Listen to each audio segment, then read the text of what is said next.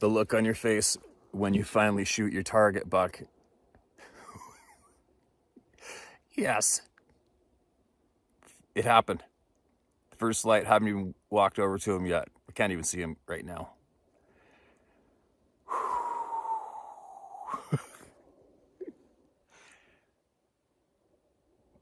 Such an amazing feeling when you get your target buck. It's such an amazing feeling.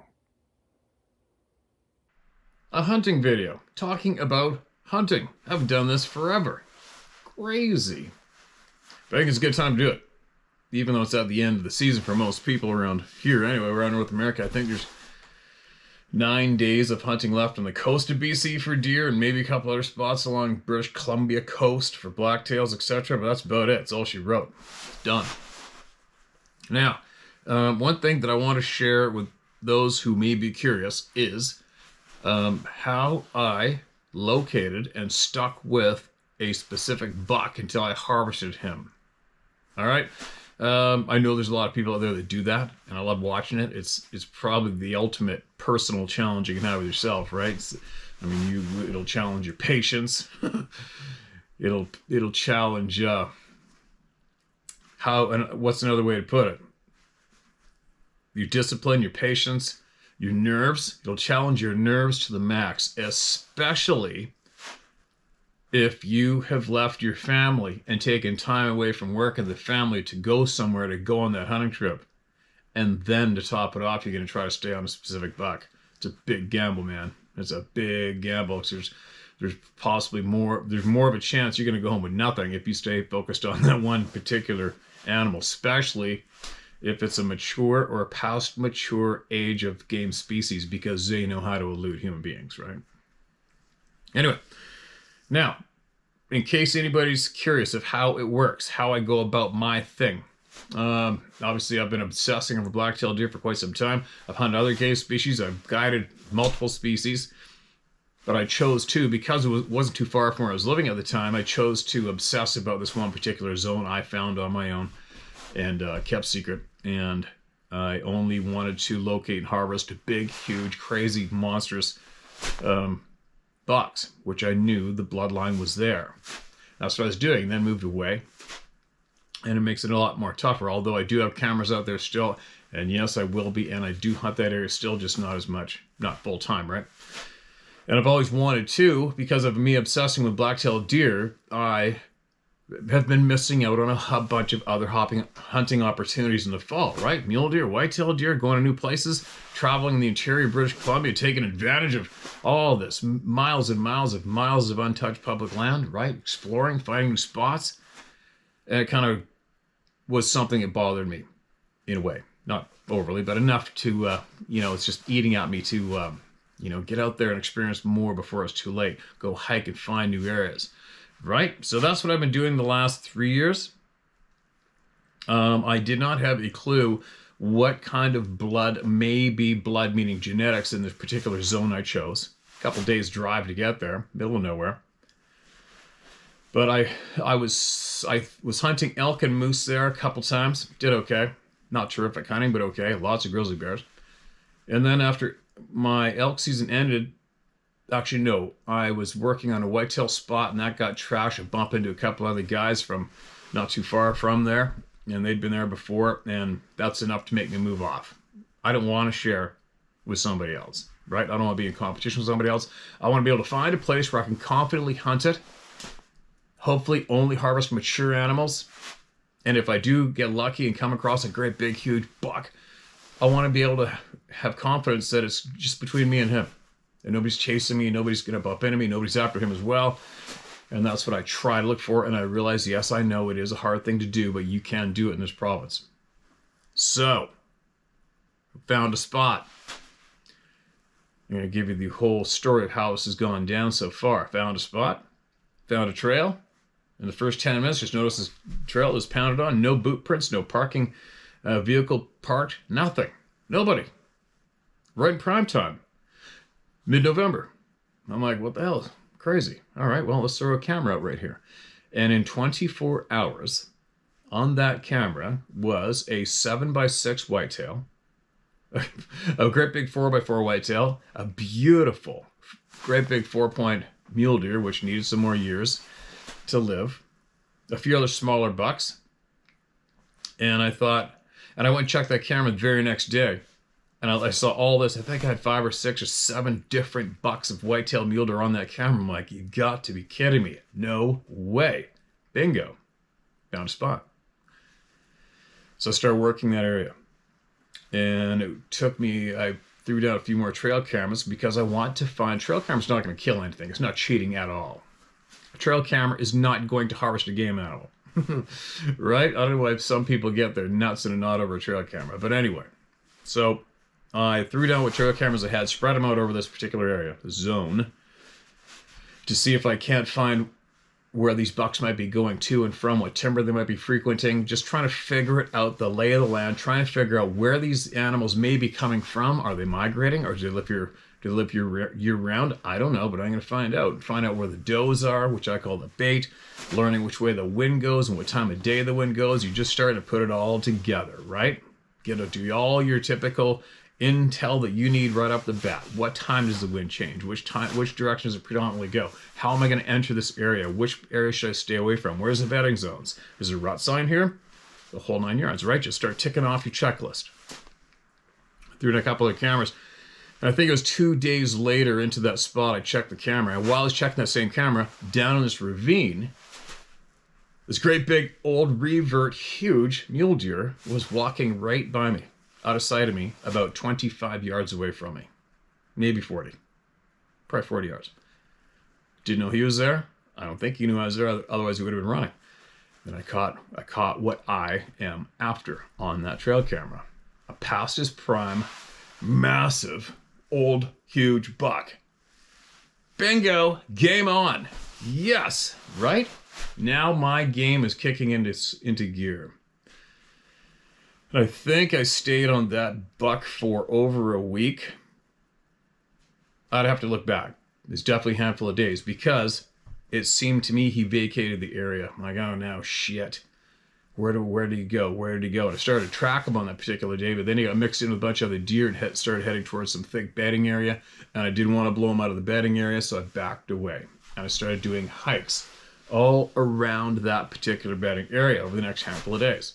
So I'd slip in, still hunt the area like I would think would be a proper route to still hunt it as I'm learning the zone, staying away from the bedding area, keeping my wind from going into the bedding area, because if any of these bucks are still here, they're probably down in this thick crap. I don't want to blow them out of there.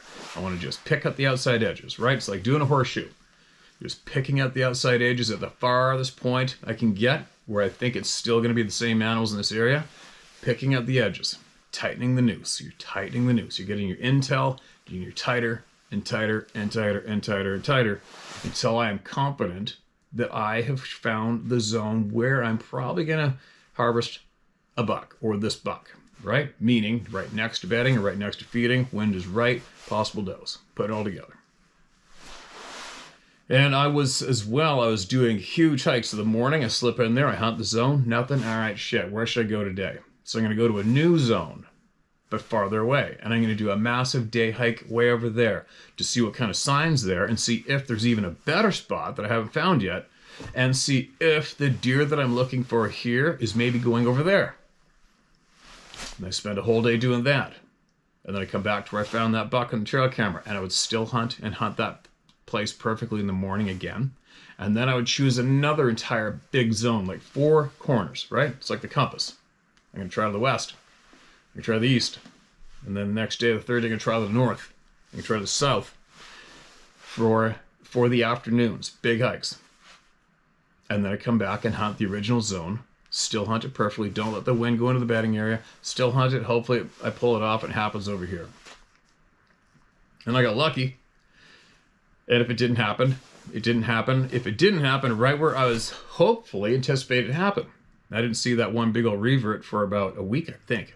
I'd have to go back on my notes and the dates and see exactly how long it took. But sure enough, he hit a trail camera in the dark, in the night. And there's like the snow was melting. There's patchy snow, barely enough to track. Basically not even enough to track. And he hit a camera. And I looked down and I saw his print in there's enough snow in front of the camera, like that's his footprint. Boom. 3 or 4 hours ahead of me. I'm like, well, there he is. That's what I'm looking for. Let's see if I can't track this buck down. And he's going along game trail. Obviously, when he hits the main game trail, it's a no-brainer. And there's a couple patches of snow left where he stomped in it, confirm he's on this trail still. I tracked him, and I tracked him onwards for about 20 minutes, and then I didn't fully track his trail to him, but because his track went up and over the hill and hung a left. When I got over the hill, I took to look to the right, and there he was standing there 100 yards away from me, 150 with his doe. And I harvested him. That was this guy right here. I don't even know if I can get that. Does that get in the camera? This big old, massive, what I would consider a monster, reverted, past his prime, old mule deer. Teeth are ground down to his gums. I think that's still gross to 180 inches for you tape measure friendly people. And he weighed, with his guts and organs cleaned out of him in blood, he was over 350 pounds. What? Right, here's a picture of him. So there you go. Now, also harvested a whitetail, 6x6 whitetail. Excuse me. Next year. I didn't bother going up and making salt licks because I learned enough the next year after that, what I was looking to learn about elk and moose movements. I made 3 or 4 substantial big salt licks, and they were still working to see and learn about the movements of the elk for the next elk season, and I didn't have to do that again. I don't normally make salt licks for deer intentionally because I know the mule deer are definitely going to be way up higher. Whitetail, there'll probably be a buck there too, but not enough to encourage me to drive 2 days, dump $1,000 or $2,000 to travel, go do it again. So I didn't go lay down salt. But I was definitely going to go hunt this spot again for sure. Now, did I think there's going to be another monster buck there? I don't know. I haven't a clue. I'm still learning about the spot. I don't know. Was this big old reaver? Did he live his life in there untouched because nobody's hiking in there and hunting? I don't know. Was it a fluke? Did I just get lucky? I don't know. Is there going to be another monster there? It's only one way to find out. So, back up north, did my elk and moose hunt. Got an elk, came home. But before I came home on my last day, I took whatever trail cameras I had and I pre-planted them in this same deer spot in October. No, September. Knowing I would be back in November. And now I am going to know if it's migrating deer that are in there. I am going to know if it's resident deer with velvet antlers growing or not. I'm going to figure it out. I'm going to find out. So, back up I go in November. And I checked that same trail camera that I left the year before and got all those bucks on it. And bam. If there wasn't this hammer buck, was the very first deer I saw on the trail camera. I just about fell over. And it was in broad daylight to boot in November, first week of November. And there's another buck. And then another one. And another one. That real beautiful 4-point, the young one I caught on the trail camera before, he showed up again looking even better. Definitely don't want to harvest him. So, game on right out of the gate. Day one, it's game on. Right? Started still hunting the place the exact same way I would. Check the other trail cameras. There he is again on another trail camera. Got him again. Daylight again. You gotta be kidding me. It's November daylight?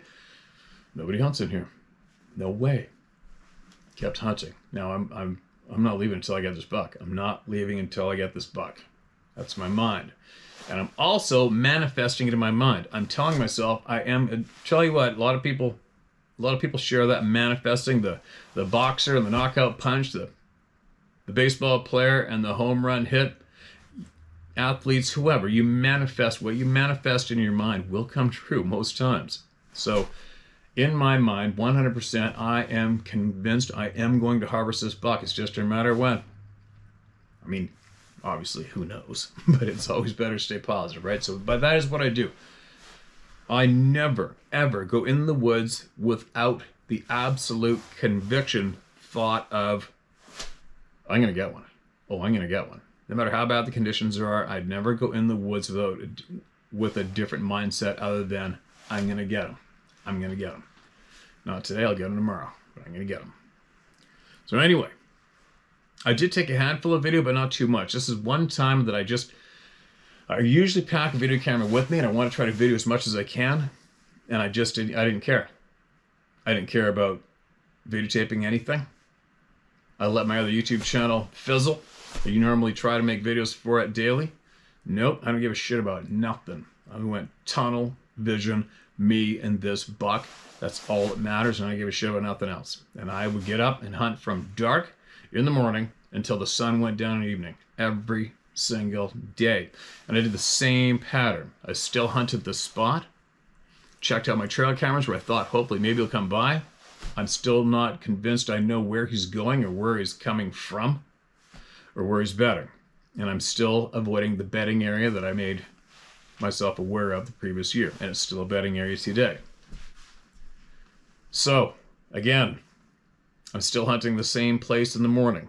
Afternoon, obviously he's not there. Afternoon, I start doing the west, east, north, south zones for my afternoons. Unless he hit a camera, and then I'm hoping to God I'm going to be able to sit down, wait, and he's going to come out. Now, two things that were against me with this particular hunt is it snowed, and then the snow melted. And there were no does. No does, like, come on. But apparently now that I've learned, this place is more of a migration-fed zone. So there's no snow to drive, the good numbers of deer down in there. So I'm thinking to myself, and all those other bucks that hit my trail camera this year, I think 2 other ones hung around, kept coming back every 3 days or so, did a loop. And he kept coming back. I couldn't believe it. I'm like, why does he keep coming back here? There's nothing here. But there's nothing to keep him there either. So he'd come back, do whatever he's doing through the night, the morning, the day, and they leave. Go where? I don't know. So I'm timber hunting over here. I'm timber hunting up there. I'm doing my still hunt here in the morning. I'm sitting and I'm waiting. And all of a sudden, bam, he hits a camera again. 2 hours after I went by it, in broad daylight in the sunshine, and he's dogging these twin mule deer fawns. Like, you've got to be kidding me. No fresh snow, couldn't track him. If it was fresh snow, he would have been dead. So it's driving me bonkers. Then he hits another camera a mile over this way in the middle of the night, going that way to the outside edge of where in my mind, I've made this imaginary border around the spot. I'm like, oh no, now where's he going? Do you leave? Is he coming back? And there's the nerve thing. If you're going to commit to staying at one deer, time away from home, right? Time away from the family, time away from work. You better get something. Well, if I stay on this buck, is he coming back? Am I not going to get anything? Oh my God, I got to get my deer. So I spend the rest of the day hiking way in the direction I saw him going on a trail camera to see if I could find rubs, buck sign, lots of does, anything. And I go and check that area for the rest of the day. Nothing. Shit. Come back. Still hunt the same place in the morning again. Hunt it properly as though I may harvest him right there. I'll still hunt my way to the setting spot. If it doesn't happen till then or catch a big fresh track, then I'll sit and wait for a bit. See what comes. If nothing, then I'm going to definitely go into this timber with this fresh snow and still hunt and see if I can find it that way. Here we go.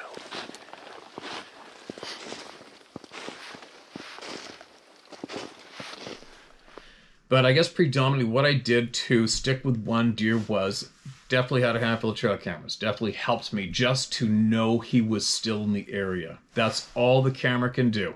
It's more of a trail camera should almost be called a conservation tool other than anything else. It lets you know what's living there, what's mature, what's small, what's young, what you should be harvesting out of this zone, what you potentially can be harvesting.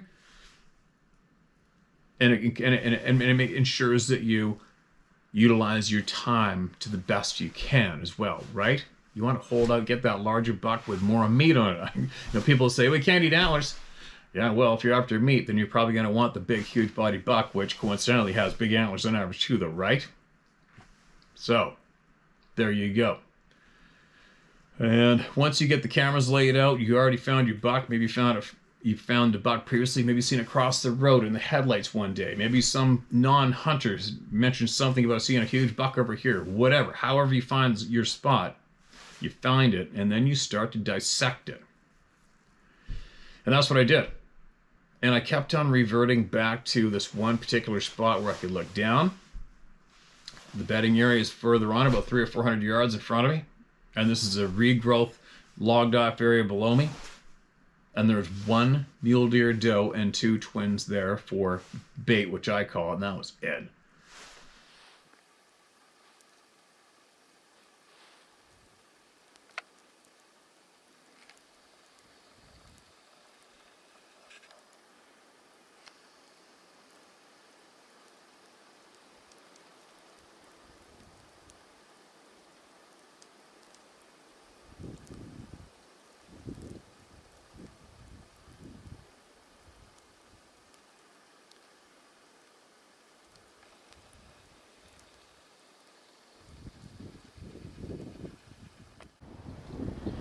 Alright, well that is 200, or 168 I mean.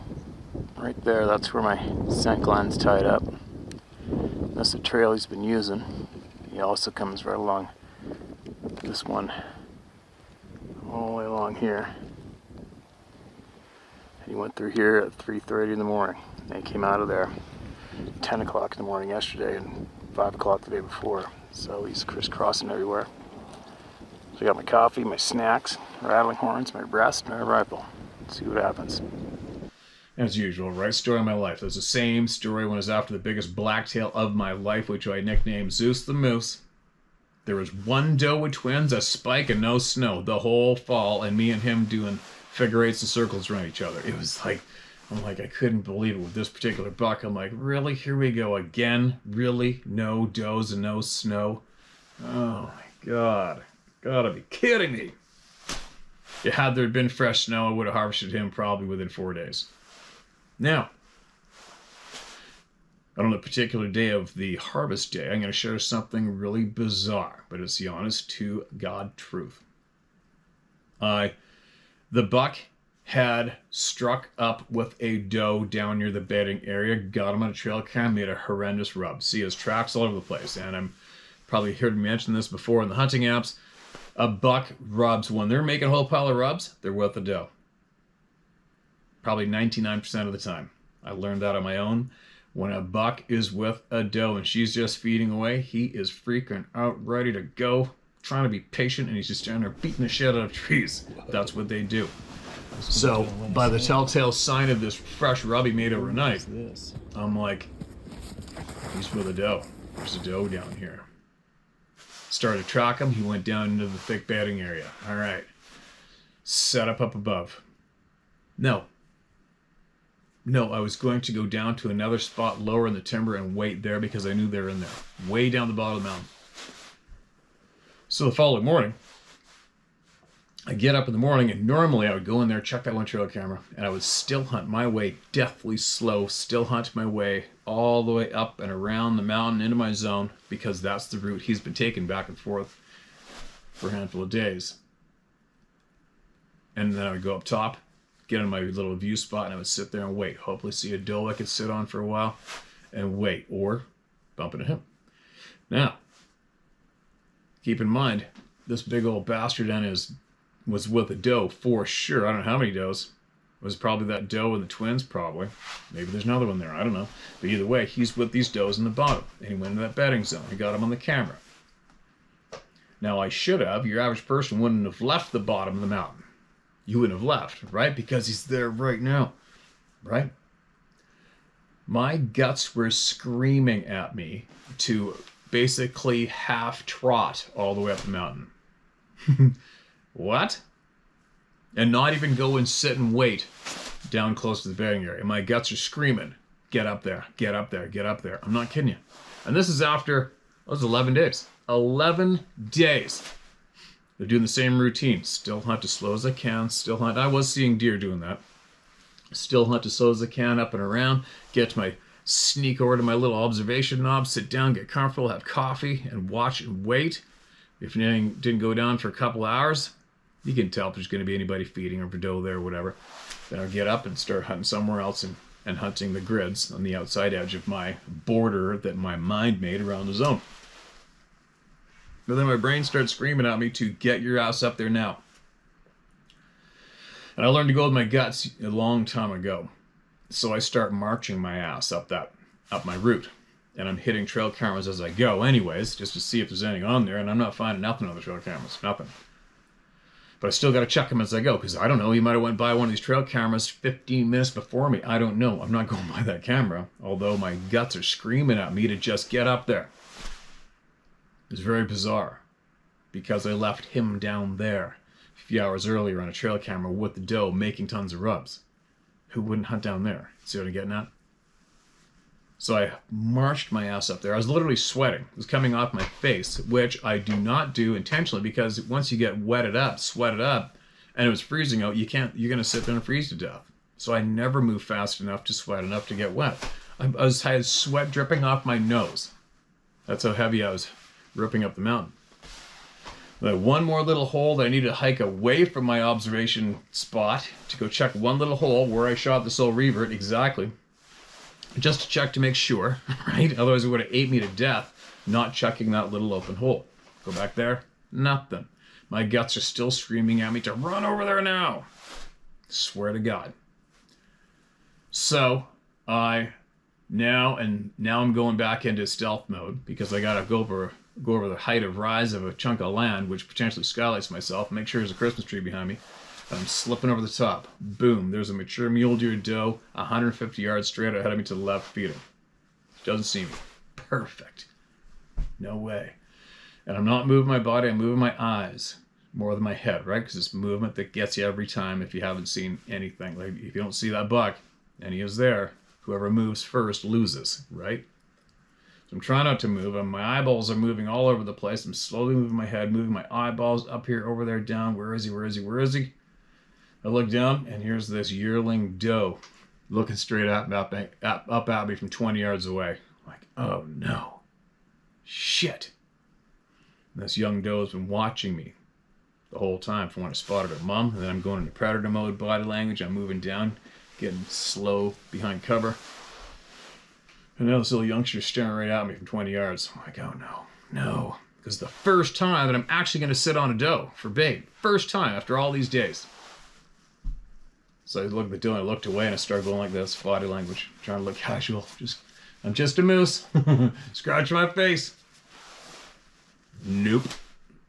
That yearling was not having anything to do with it. It starts doing a mule deer bounce. Doof, doof, doof. Another one busts out behind it. Sister or brother. Both of them. Doof, doof, doof, right? I'm like, uh-oh, look around. Is he here? And there he is. And he's doing Mach 5. And he was about... he was probably about 80 yards from me, a little farther beyond the twins. Now he's going bam, bam, bam behind a screen wall of willow. I'll show you in that video clip right here. So I've been sitting right here hoping to use this log as a rest. A little perch, watching down below me here. And haven't seen, well, I've seen a couple whitetail, but just hasn't been happening. So it's amazing. I'm amazed that my gut was screaming and it was right.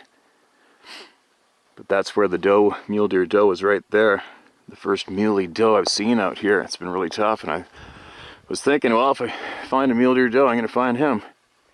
And she's sitting there feeding, and then all of a sudden I look down to my right, about 20 yards right there. And there's another one standing there looking up at me. I'm like, uh-oh. Got me pegged. And then two of them started bouncing out of here. Boink, boink, boink. I'm like, uh-oh. I'm looking around. And all of a sudden that big brute starts bolting all the way down this old road, running. So I got down, got a bead on him. And please stop. And he stopped right there. And I shot him. And he walked up. I shot him again. He walked up, shot him again. He dropped. And he's right. He's right in there somewhere. Right behind those trees. He's ripping from right to left behind that wall of de-leafed trees. This is the buck that I've been tunnel visioning on. I haven't had my eyes on him yet. This is the buck that I rolled the dice and focused all my time on instead of just trying to get a legal buck.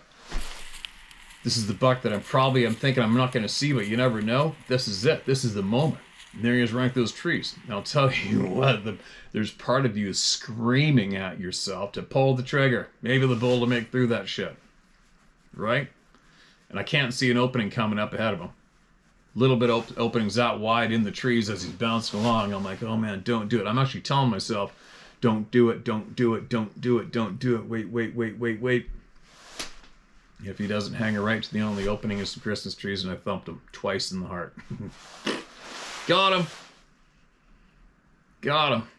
And it's pretty thick down there. A couple times I was tempted to let fly while he's running, but I'm like, no, hopefully he stops, and then he stopped, and I got him.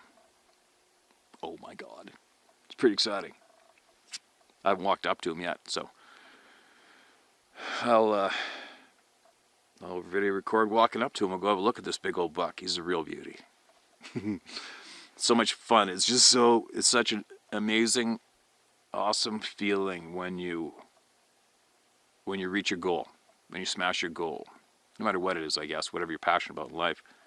But when you smash your goal, like this, holding up for that big old mature animal you're after, and trying to figure that one animal out, and staying on him and hiking and doing everything you do to try to figure out, and then you pull it off. It's a pretty cool feeling. I'm walking up to the bucky. You can just see him through the little Christmas trees. This is a good moment. It's a good moment.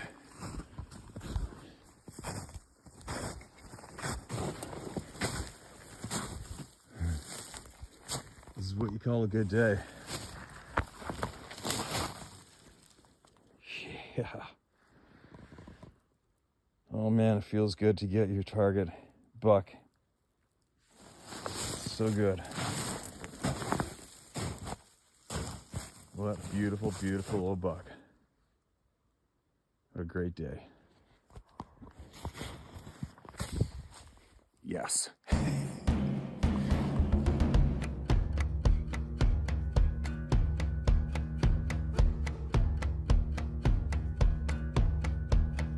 Lonely shadows following me.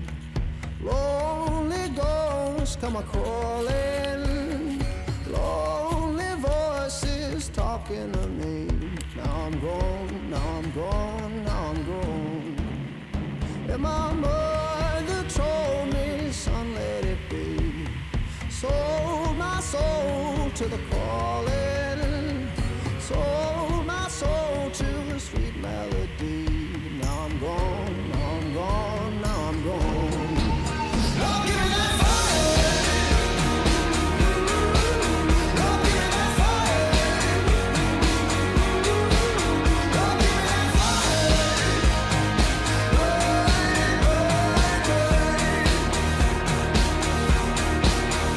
Oh, 1,000 faces staring at me. 1,000 times I've fallen. 1,000 voices dead at my feet. Now I'm gone, now I'm gone, now I'm gone. And my mother told me, son, let it be. Sold my soul to the calling. Sold my soul to a sweet melody. Now I'm gone, now I'm gone, now I'm gone. Lord, give me that fire. Lord, give me that fire. Lord, give me that fire. Burn, burn, burn. Ghosts and devils come a-calling, calling my name out, lost in the fire.